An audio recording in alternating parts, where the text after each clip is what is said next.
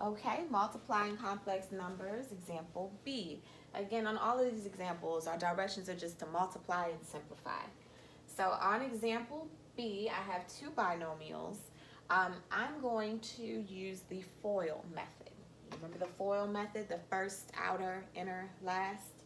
So what I'm going to do is take this -7, and it's going to get multiplied by everything in the second set of parentheses. So -7 times the 10 will give me -70. -7 times the 5i will give me -35i. All right?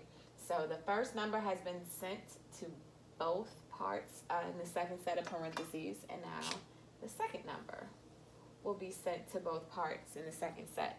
So 5i times 10 gives me 50i, and 5i times 5i gives me 25i squared, right? The two i's get multiplied together and give you I squared. We remember that I squared is equal to -1. So this I squared is actually a -1. So 25 times -1 means that this is actually a -25, yes? These two will combine. I'm just going to cross it out and say this is actually -25. All right, now I need to combine like terms. So this -25 will combine with the -70 in the front because these are both constants. So -70, take away 25 more, gives me -95. And remember, your real number always has to come first. And then the second number should be your i's. So my, let's see, do I have any more colors here? My -35i will combine with my 50i. And 50 take away 35 gives me what, 15? 15 i's. And that would be my answer. All right, let's try it again. B2. So again, I'm just going to FOIL, first, outer, inner, last. I'm going to send my first number through everything in the second set of parentheses, and then I'll send my second number through everything in the second set of parentheses. There should be four parts in all. So the first numbers get multiplied. -4 times 4 gives me -16. Then the outer numbers get multiplied. -4 times 3i gives me -12i.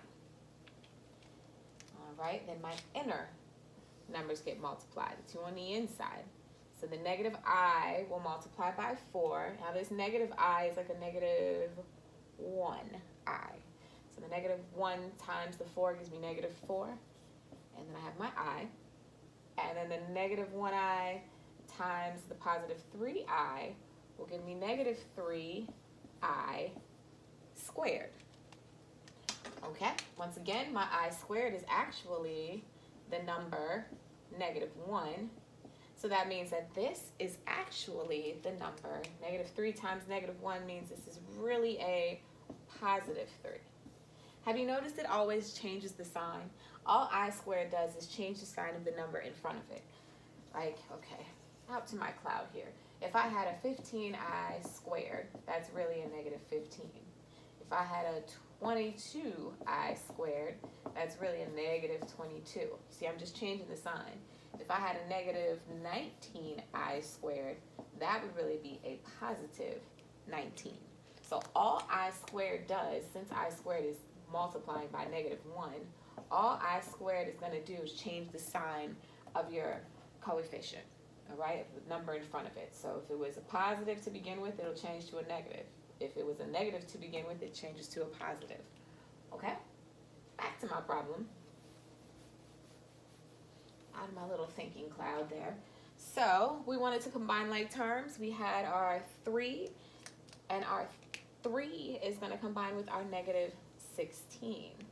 -16 plus 3 gives me -13. And again, remember the real part has to come first. Then I'll deal with my i's. So I have a -12i, take away 4 more i's. just subtracting here. I'm not multiplying. It's not going to change into an I squared unless we're multiplying. So negative 12, take away 4 more, leaves me with a negative 16 i's. And this is my final answer in proper form. Okay? B3 is a star, so that is for you to try.